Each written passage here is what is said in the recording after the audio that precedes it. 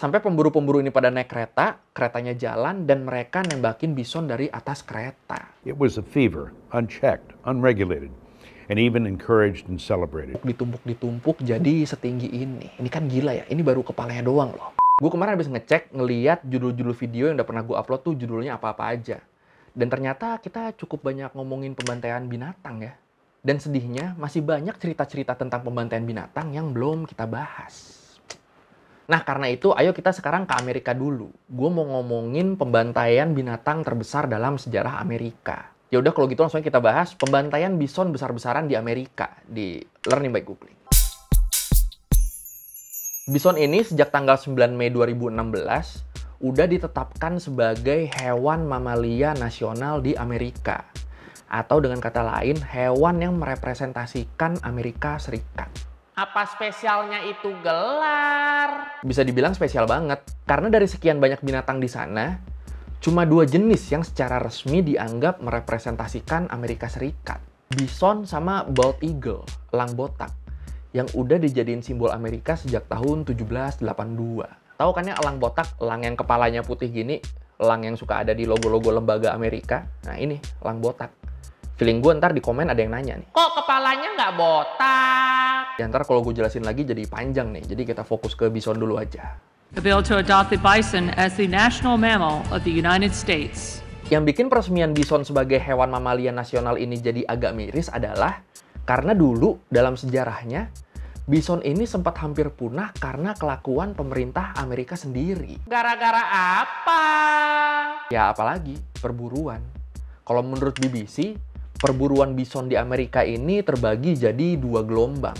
Gelombang pertama terjadi di tahun 1700-an. Waktu makin banyak pengungsi dari Eropa yang datang ke Amerika dengan ngebawa hewan ternak mereka. Akhirnya hewan-hewan ternak ini rebutan lahan sama bison-bison liar di sana.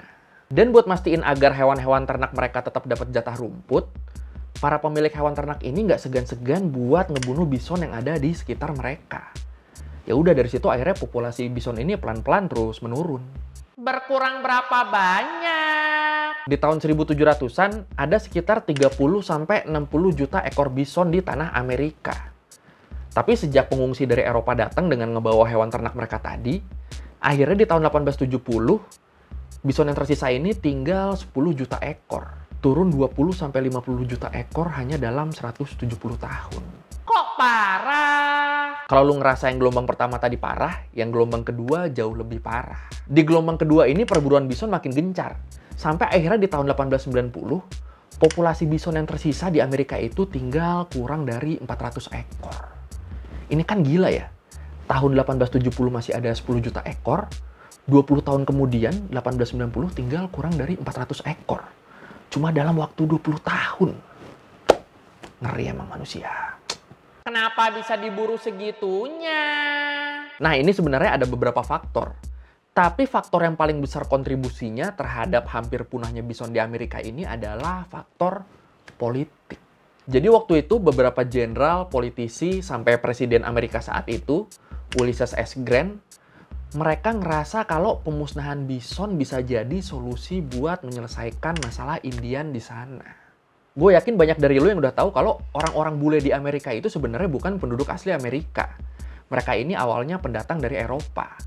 Yang asli penduduk Amerika adalah ya orang Indiannya.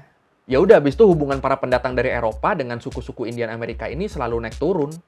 Perang, bikin perjanjian, bikin kesepakatan, perjanjian dilanggar, perang lagi, bikin perjanjian lagi, ya gitu-gitu terus lah. Dan akhirnya ya lu pasti tahu lah, para pendatang dari Eropa di Amerika makin berkuasa, dan penduduk aslinya, orang Indian Amerika, makin tersisih. Dan di tanggal 29 Agustus 1758, pemerintah Amerika yang dibuat pendatang dari Eropa tadi, untuk pertama kalinya mereka mendirikan daerah reservasi untuk orang-orang Indian Amerika. Apaan tuh daerah reservasi? Daerah reservasi itu kayak satu wilayah yang ditunjuk sama pemerintah buat diatur dan diolah sama orang-orang Indian Amerika. Tapi tetap dalam pengawasan pemerintah. Ya udah, habis itu daerah-daerah reservasi ini nambah satu-satu sampai totalnya ada 326 daerah reservasi. Ini kalau lihat petanya nih, peta Amerika. Nah, yang warna biru-biru ini nih, ini daerah reservasinya. Kecil-kecil ya ternyata ya. Masalahnya di mana? Masalahnya nggak semua Indian patuh buat pindah ke daerah reservasi ini. Terutama suku Sioux, Kiowa, dan Comanches yang hidup berdampingan dengan bison. Atau dengan kata lain, hidup dengan memanfaatkan bison-bison ini. Kulitnya dibikin jadi tenda, jadi selimut, segala macem. Tulang-tulangnya dibikin jadi perkakas, jadi peralatan mereka. Dan pastinya dagingnya buat dimakan. Ini udah mulai kelihatan ya cerita ini arahnya kemana. Abis itu antara kedua pihak ini sempat ada perang kecil gara-gara tambang emas di Montana. Abis itu biasa bikin perjanjian, tapi sebenarnya nggak ada yang percaya sama perjanjian ini. Terutama William T. Sherman sama Philip Sheridan. Dua komandan yang ditunjuk presiden buat bertanggung jawab di daerah Great Plains. Ini peta Amerika. Nah, yang di tengah-tengahnya yang warna beda itu daerah Great Plains. Nah, William T. Sherman ini ngerasa selama orang-orang Indian masih bisa hidup dengan berburu bison, mereka nggak akan mau buat pindah ke daerah reservasi. Ya, iya juga sih. Akhirnya di tanggal 10 Mei 1868, Sherman nulis surat ke Sheridan. Isinya menyampaikan ide dia untuk mengundang semua orang di musim gugur buat perburuan bison besar-besaran. Di surat itu, Sherman ngomong, kita beri satu sapuan besar untuk bison-bison ini. Edan ya? Tentara-tentara Amerika waktu itu juga dicekokin pemahaman bunuh semua bison. Satu bison mati berarti satu Indian menghilang. Dicekokin pemahaman kayak gitu ya makin semangat lah tentaranya. Dan gak cuma tentara, akhirnya pemburu bahkan sampai warga sipil pun pada ikutan berburu bison. Dan yang kampret akhirnya pada zaman itu, kalau orang kulit putih mau berburu bison buat olahraga, buat seneng-seneng, itu dibolehin, malah dihimbau kan. Tapi kalau orang Indian mau berburu bison buat makan mereka, itu malah ditegur. Ini kan sakit ya. It was a fever, unchecked, unregulated, and even encouraged and celebrated. Ya udah makin hari makin gencar lah orang-orang buat berburu bison. Salah satunya adalah William Frederick Cody. Atau yang karena perburuan bison ini jadi dikenal dengan nama Buffalo Bill. Kenapa namanya jadi gitu? Karena Buffalo Bill ini ngeklaim kalau dalam 18 bulan dia udah berhasil ngebunuh sekitar 4.282 ekor bison. Wah, ini terserah ya lu mau percaya apa enggak ya. Namanya klaim pribadi kan cuma dia yang tahu kebenarannya. Yang menarik, Buffalo Bill ini nantinya jadi salah satu figur yang paling terkenal di era Old West. Dia jadi artis besar di zaman itu. Artis besar zaman cowboy, artis besar zaman Old West. Menarik gak sih? Kalau buat gue sih menarik ya. Mungkin kalau lu ngerasa ini juga menarik dan lu pengen gue ngebahas lebih detail tentang Buffalo Bill ini, bisa lu tulis di komen. Buffalo Ben, is he? Never heard of him. Ya udah makin hari makin diburu lah bison-bison ini. Dan yang ikut ngeburu makin banyak karena ternyata untungnya cukup gede. Di tahun 1870, satu kulit bison itu dihargain sekitar 3,5 US dollar. Duit segini kan di zaman itu cukup lumayan ya. Dan itu baru harga kulitnya, belum harga kepalanya yang bisa dipajang. Frank Meyer, salah satu warga yang ikut berburu juga bilang, buat nembak bison, dia keluar uang sekitar 25 sen buat beli satu set peluru, buat satu putaran peluru. Jadi misalnya satu set ada 6 peluru, dan dia berhasil ngebunuh 6 bison. Berarti kan satu peluru satu bison ya. Itu kan berarti dari kulitnya aja dia dapat duit $3,5 dikali 6. Berapa tuh? 3 kali 6, 18, setengah kali 6, 3. Dapat $21. Gede anjir. Modalnya cuma 25 sen, dapatnya $21. Ya pantas orang-orang pada ikutan ya. Frank Meyer ini waktu itu juga ngomong, setiap kali saya menembak bison, investasi saya kembali lebih dari 12 kalinya. Kebayang nggak lu? Dor cuan, dor cuan. Kulit bisonnya dikumpulin sampai jadi setinggi ini. Buat lebih jelasnya lagi gimana barbarnya perburuan bison waktu itu, kita bisa lihat foto ini. Ini foto tahun 1892. Foto tengkorak bison yang udah dibunuh, itu ditumpuk jadi setinggi ini. Ini kan gila ya, ini baru kepalanya doang loh. Dan kalau lu perhatiin, ini ke belakangnya, tumpukannya tuh masih panjang ke belakang lagi. Gila, gue bingung mau komen apa.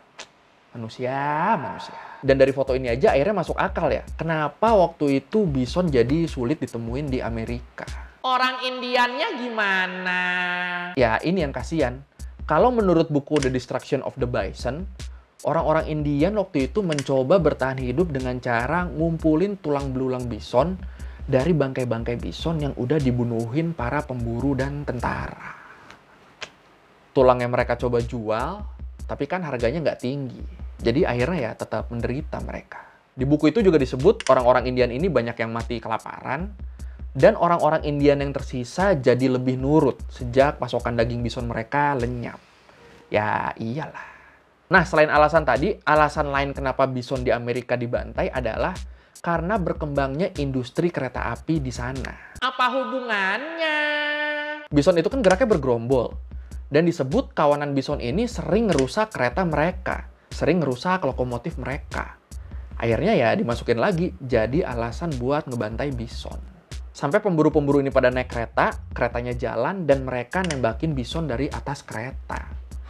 Waktu itu dibilangnya ini adalah olahraga yang Amerika banget. Ya bebas lah, udah bebas. With the arrival of the Iron Horse, the annual bison kill climbed steadily. Dan sebenarnya di cerita ini gue kepikiran perasaan orang Indiannya sih. Ngelihat bison dibantai sampai nyisa kurang dari 400 ekor. Emang kenapa? Karena selain keberadaan bison yang penting buat mereka, jadi sumber penghidupan utama mereka, selain itu, buat beberapa suku, bison ini dianggap sebagai hewan suci. Jadi simbol agama mereka. Terus sama orang luar main dibunuh-bunuh aja. Lu kalau main Red Dead Redemption 2, kan ada satu misi di mana kita nemenin Charles yang Indian itu buat ngejar para pemburu bison. Di situ Charles ngejelasin ajaran sukunya yang bilang kalau kita cuma boleh berburu untuk memenuhi kebutuhan kita. Makanya Charles marah banget ke para pemburu bison ini kan. Karena para pemburu bison ini ngebunuh bison cuma buat olahraga. Cuma buat seneng-seneng. Ya mungkin kayak gitu perasaan para Indian waktu itu ya. Kayak perasaan Charles ini. Ada yang main gamenya mungkin di sini? I don't kill for fun. I kill when I need to. Terakhir yang kocak nih. Lu tahu Taman Nasional Yellowstone kan? Taman nasional di Amerika yang suka ada di film-film. Taman Nasional Yellowstone ini dibikin tahun 1872. Dan yang namanya Taman Nasional udah pasti fungsinya untuk menjaga dan melestarikan kehidupan alam di sekitar situ. Dan setelah bison di Amerika hampir punah di tahun 1890-an, fungsi Taman Nasional Yellowstone ini bertambah jadi untuk menjaga keberlangsungan bison-bison yang tersisa. Ini kan kocak ya, pemerintah Amerika yang dulu bikin bison hampir punah, sekarang mereka ngelindungin bison. Tentara Amerika yang dulu disuruh ngebunuh bison, sekarang mereka disuruh patroli di sekitar Yellowstone buat nyari pemburu bison. Ya, tapi bagus sih, seenggaknya jadi sadar mereka, dan mereka tanggung jawab. Sampai akhirnya jumlah bison ini meningkat lagi, dan sekarang populasi bison di Amerika ada sekitar 20.000 sampai 25.000 ekor. Udah nggak terancam punah. Alhamdulillah. Soon after Theodore Roosevelt moved into the White House, emphasis shifted from protection of the remaining Yellowstone herd to an active program of restoration. Oke, sekian learning by googling kali ini tentang perburuan bison besar-besaran dalam sejarah Amerika. Ada-ada aja ya kelakuan manusia ya. Kalau lo mau revisi kali gue ada salah, atau lo mau nanya, atau lo mau nambahin yang ada di video, bisa lo tulis di komen, kita diskusi di situ kayak biasa. Sekali lagi thank you udah nonton, jangan lupa like, comment, subscribe. Bye.